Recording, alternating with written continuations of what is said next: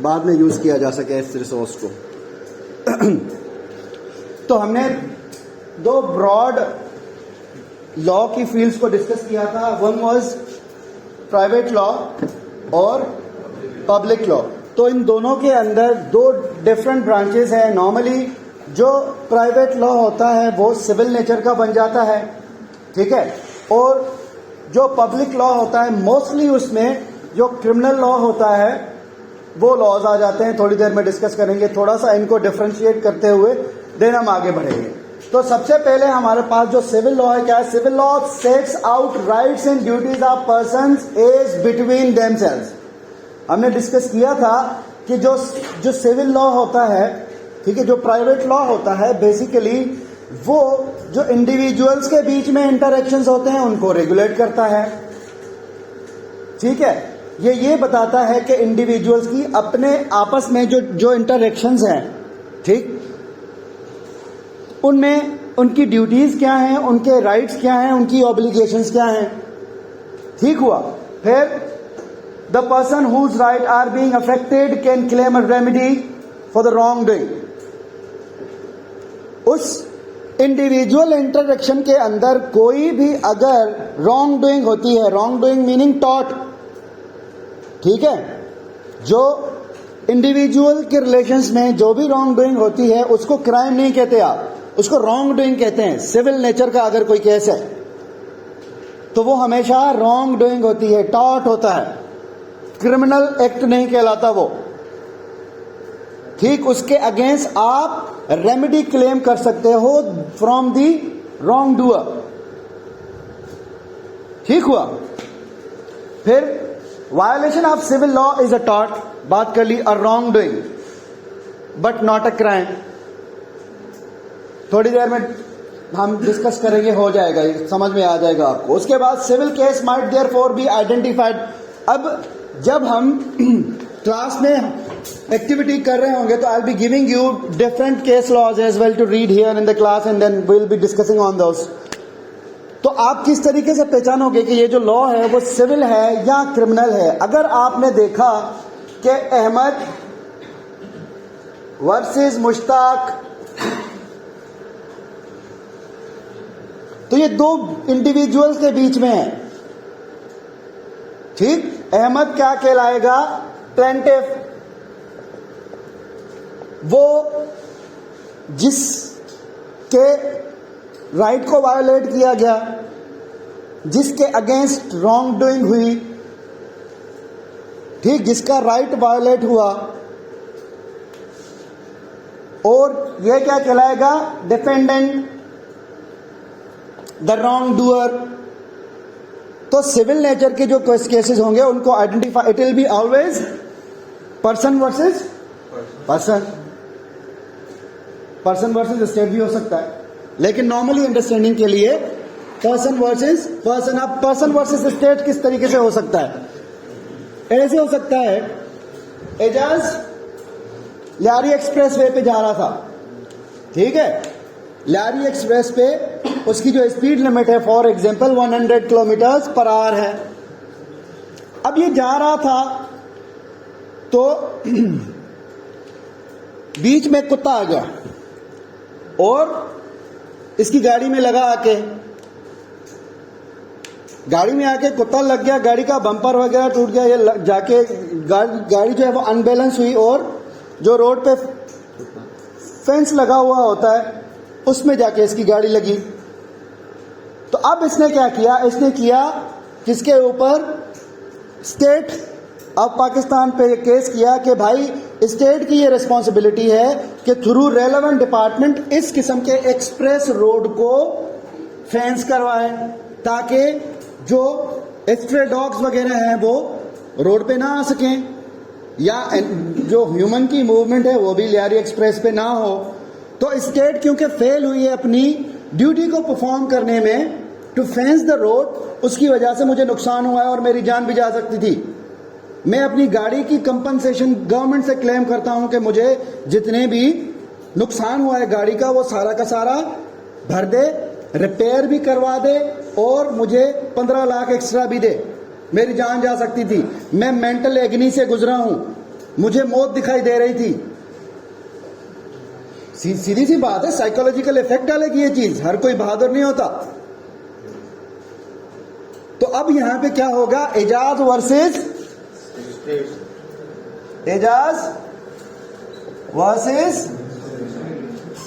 State. आई बात समझ में? आगे चलें।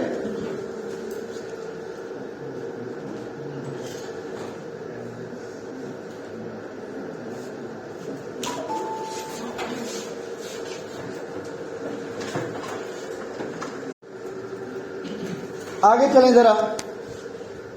The purpose is to provide a means whereby an injured party, injured mean party affected, injured party can obtain compensation। अब ये क्या कर रहा था जब इसने केस किया था कि मेरी गाड़ी तबाह हो गई, कंपनसेट करो मुझे। ठीक, पर्पस इसका यह है कि जो इंजर्ड पार्टी है उसको कंपनसेट किया जाए अगर किसी ने उसके खिलाफ कोई रॉन्ग डूइंग की है। ठीक, पत्थर मार के घर की खिड़की तोड़ दी, किसी का नाम खराब कर दिया, डिफेम करने की कोशिश की उसको कि फला बंदा तो ऐसा है, सही इंसान नहीं है। ठीक, उसके अगेंस्ट फला फला चार्जेस हैं, मुआशरे में उसको इज्जत की निगाह से नहीं देखा जाता। तो अब ये क्या कर सकता है, उस बंदे की उसने क्या किया, उसकी रेपुटेशन को डैमेज करने की कोशिश की, रॉन्गफुल एक्ट किया। अब उससे क्या होगा, हो सकता है वो प्रोफेशनल हो, टैक्स प्रैक्टिशनर हो, अकाउंटिंग प्रैक्टिशनर हो, कोई लॉयर हो, कोई डॉक्टर हो। किसी ने कहा डॉक्टर के लिए कि भाई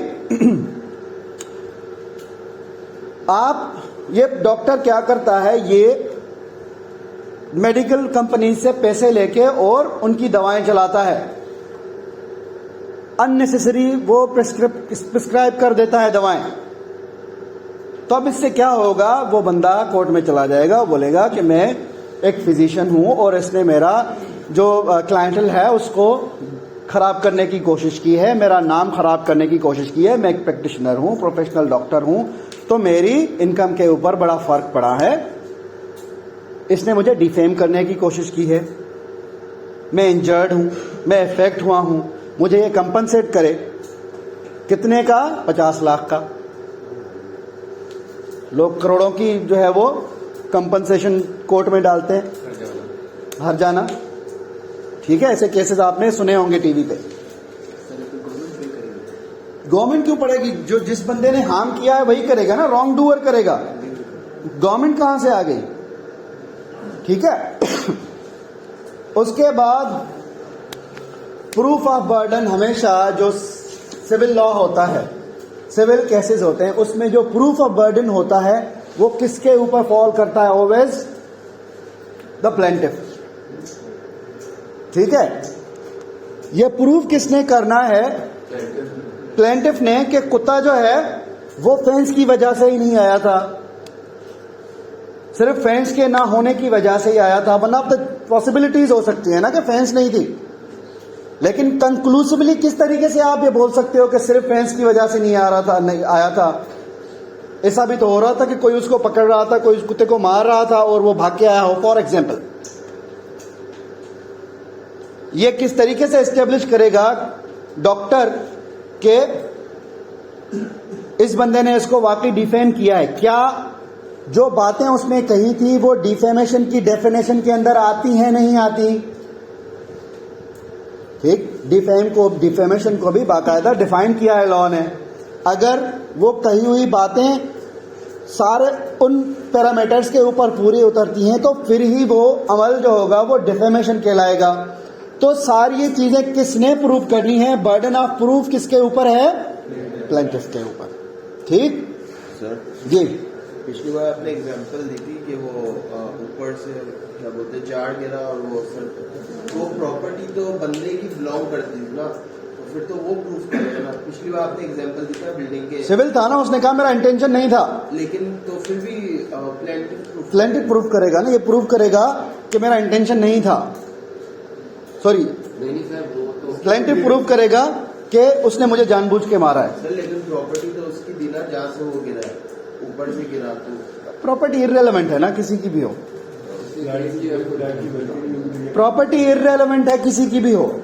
रेलेवेंस किस चीज का है कि उसका सर फटना, अब उसके अंदर जिसके हाथ से ये बॉटल गिरी उसने जानबूझ के मारा या बाय एक्सीडेंट हुआ, दिस इज रेलेवेंट। ठीक।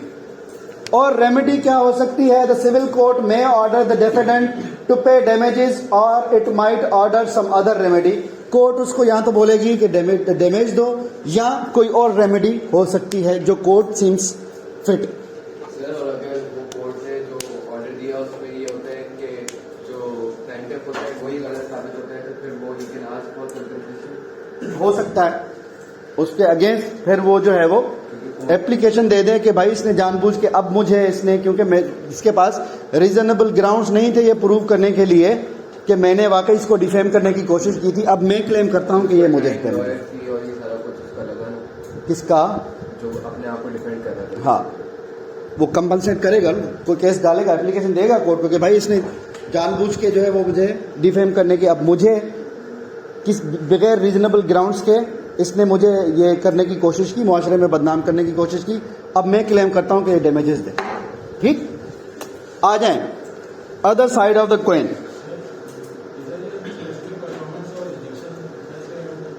ये हम पढ़ेंगे जब कॉन्ट्रैक्ट लॉ में आएंगे ना। स्पेसिफिक परफॉर्मेंस, कोई भी एक स्पेसिफिक एक्शन परफॉर्म करने के लिए कोर्ट ऑर्डर कर सकता है। जब हम कॉन्ट्रैक्ट लॉ पढ़ेंगे तो वहां पे स्पेसिफिक परफॉर्मेंस का एक चैप्टर है अलग से, उसको वहां पे हम डिटेल में डिस्कस कर लेंगे। अभी आप इसको एज इट इज देख लें। ठीक। उसके बाद है क्रिमिनल लॉ। अब क्रिमिनल लॉ जो है वो बेसिकली पब्लिक लॉज ही होते हैं। क्यों? क्योंकि ये जनरली सोसाइटी के ऊपर अप्लाई होते हैं, ये स्टेट के मुजरिम होते हैं। ये इस किस्म के जो रॉन्ग डूअर्स हो गए, मिसाल के तौर पे किसी ने खुदा न खास्ता किसी का मर्डर कर लिया, तो जो मर्डरर होगा वो कौन है? वो स्टेट का मुजरिम है। ठीक है, हीनियस क्राइम है, it is against the state, society के अगेंस्ट है। कैसे? Criminal law is concerned with the conduct that is concerned so undesirable that state punishes person who transgresses। अब यहां पे रॉन्ग डूइंग नहीं है, ट्रांसग्रेशन है।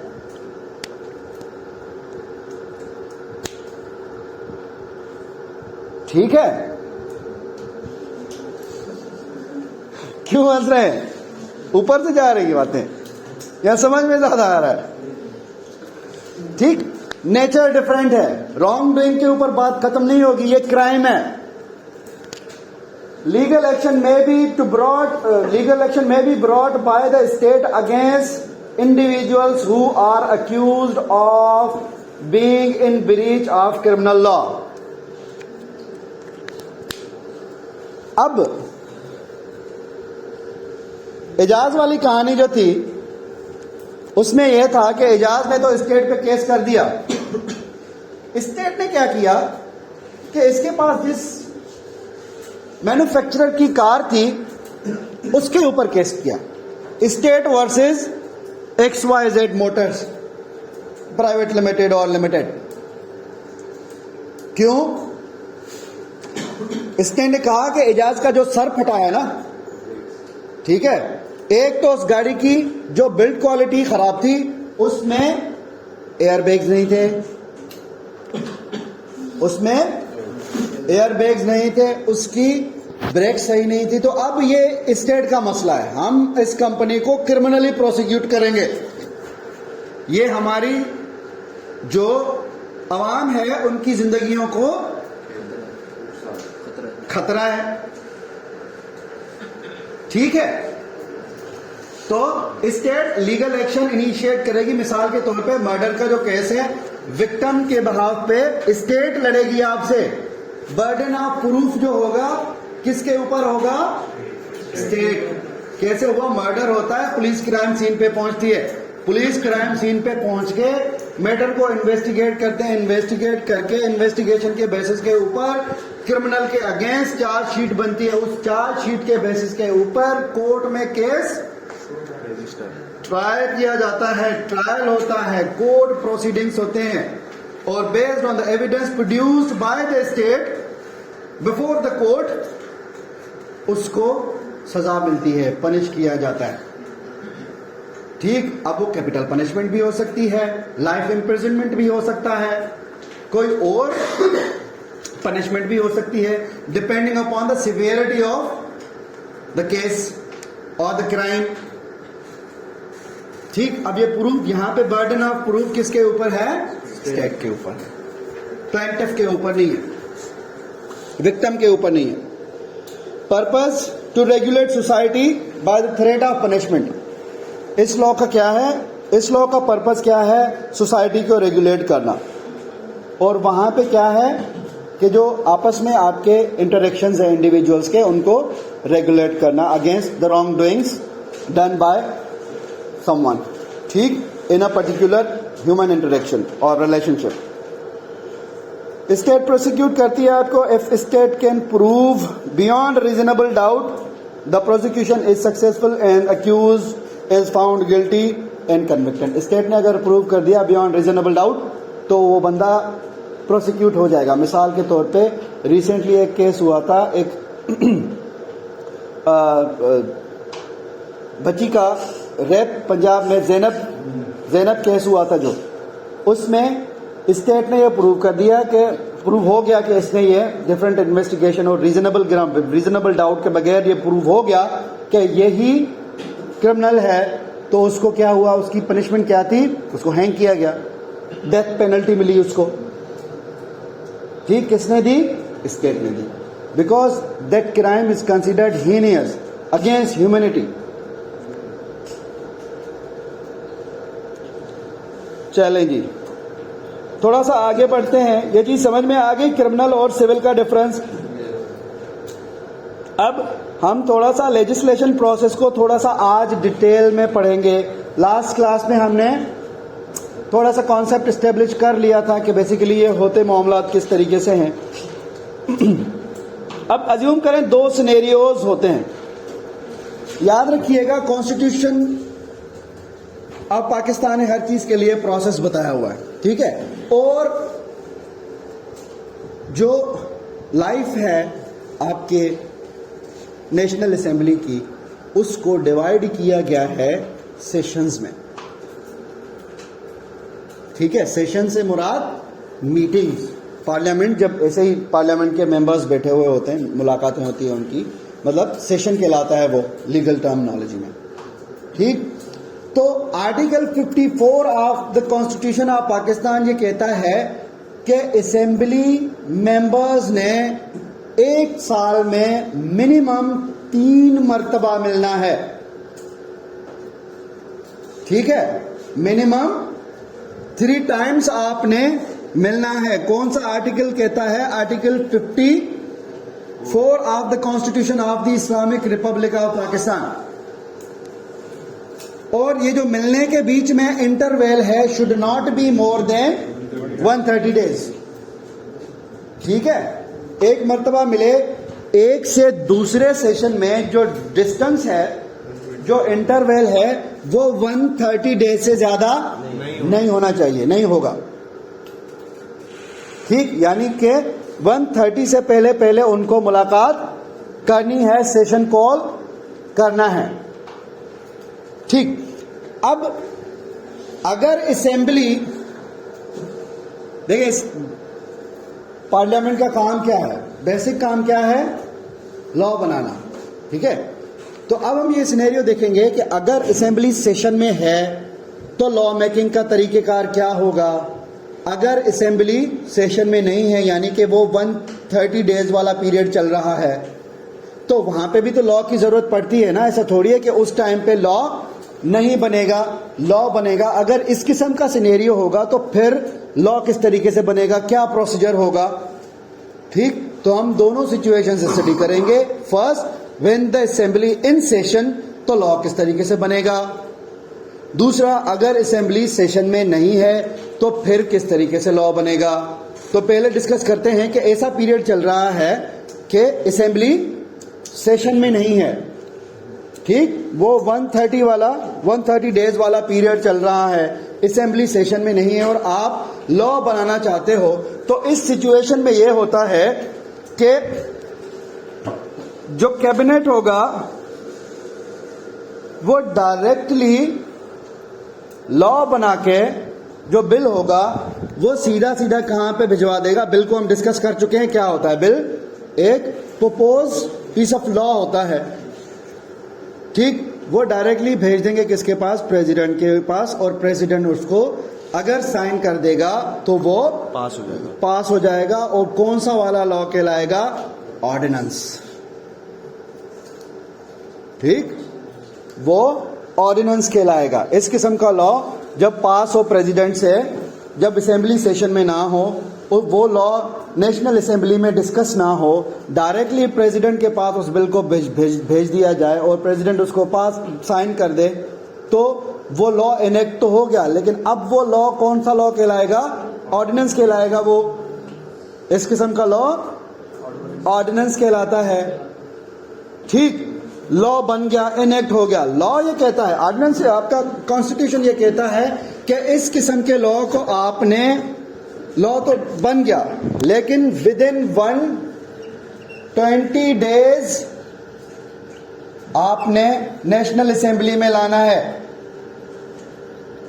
वहां पे ये डिस्कस होगा और डिबेट होगा इसके ऊपर, फिर ये कहां पे जाएगा, सेनेट में जाएगा, सेनेट से फिर अगर पास हो गया तो कहां पे आएगा, प्रेसिडेंट के पास, और प्रेसिडेंट इसको दोबारा से जब साइन कर देंगे तो ये एक लॉ अगेन इनेक्ट हो जाएगा और एक परमानेंट वाला लॉ बन जाएगा, ठीक है। अब वो ऑर्डिनेंस भी कहला सकता है, एक्ट भी कहला सकता है, ये डिस्कस करेंगे थोड़ी देर में, एक सिनेरियो। अब दूसरी बात ये कि असेंबली, ये बात समझ में आ गई कि असेंबली सेशन में नहीं है जी, ये असेंबली सेशन में नहीं होगी, तो आपने क्या किया, डायरेक्टली प्रेसिडेंट के पास भेज के ऑर्डिनेंस बना दिया और विद इन 120 डेज आपने उसको क्या करना है, उस ऑर्डिनेंस को नेशनल असेंबली में लाना है, देन सेनेट में जाना है, वहां से ट्रांसमिट होकर पास हो गया तो सेनेट पे जाएगा, फिर प्रेसिडेंट के पास जाएगा, ठीक। लेकिन ये 120 डेज फर्दर एक्सटेंड हो सकता है, ठीक है, यानी कि फिर आपने 240 डेज मैक्सिमम आपने यहां पे लाना है इसको। आ रही है बात समझ में। अब अज्यूम करते हैं कि असेंबली सेशन में है, यहां पे थोड़ा सा 2-3 सिनेरियोज हो सकते हैं। असेंबली सेशन में है, एक बिल आया, कौन सा वाला बिल था हमारा, जो हमने अज्यूम किया था कि आप वन डिश जो लॉ बनाया था हमने, ठीक है, उसको लेकर चल रहे थे।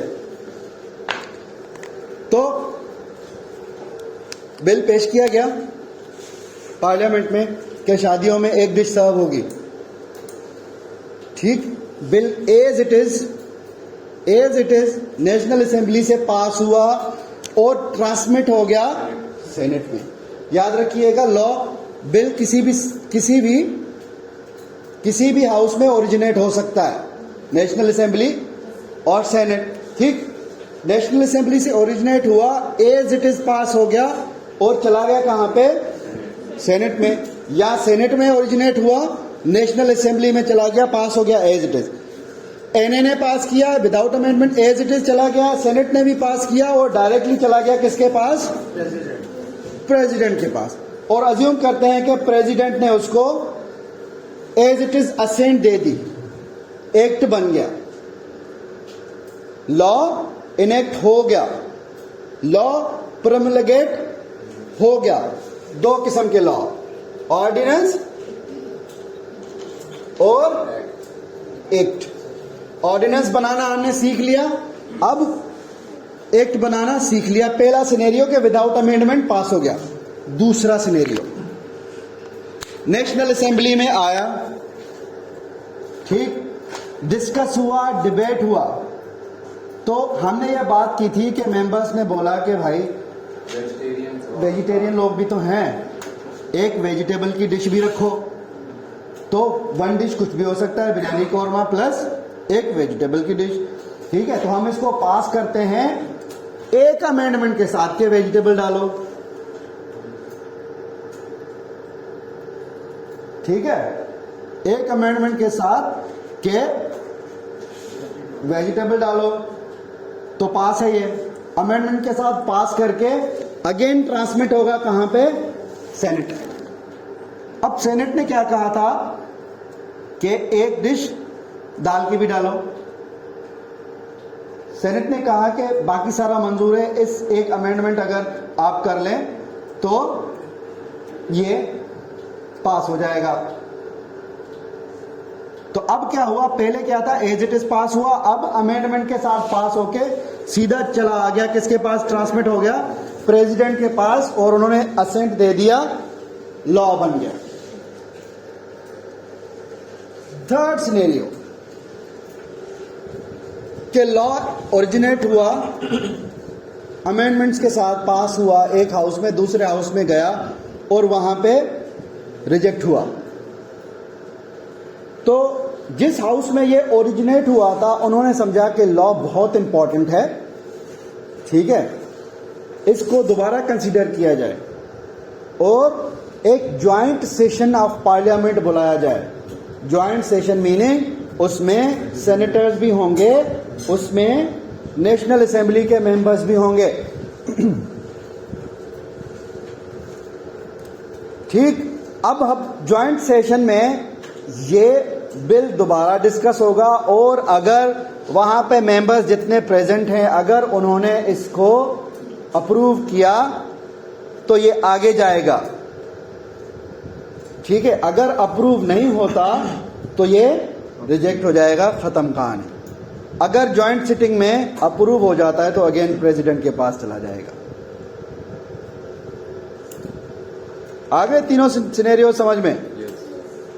क्यों?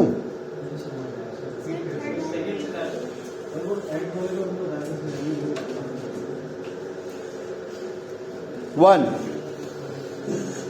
लॉ ओरिजिनेट हुआ, एनए में अप्रूव, डिस्कस हुआ, डिबेट हुआ, अप्रूव हुआ, चला गया कहां पे? सेनेट में।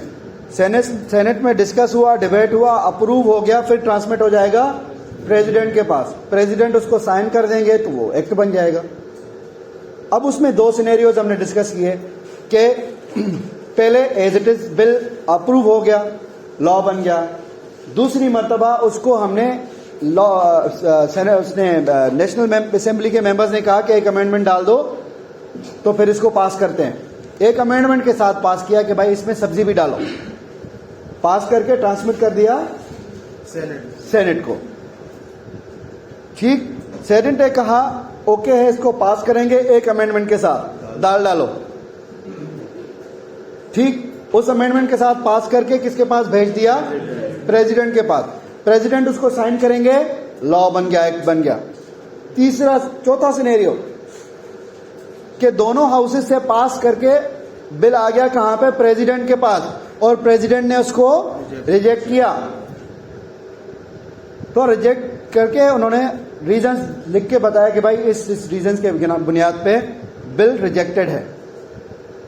तो अगर वो जो क्वेश्चंस हैं या रिकमेंडेशंस हैं वो इनकॉर्पोरेट करके दोबारा अगर भेजी जाती हैं, साइन कर दिया उसने तो ठीक है, अगर दोबारा भी रिजेक्ट करते हैं तो फिर उसके इस डिसीजन को, इस रिजेक्शन को पार्लियामेंट वीटो कर सकता है। कैसे? एक ज्वाइंट सेशन में जहां पे सेनेटर्स भी होंगे और नेशनल असेंबली के मेंबर्स भी होंगे, और वो अगर मेजॉरिटी के साथ ये कहते हैं कि ये लॉ बनेगा तो फिर प्रेसिडेंट के पास दोबारा भेजा जाएगा और वो 10 डेज में साइन करना पड़ेगा प्रेसिडेंट ऑफ पाकिस्तान को, और वो अगेन लॉ बन जाएगा।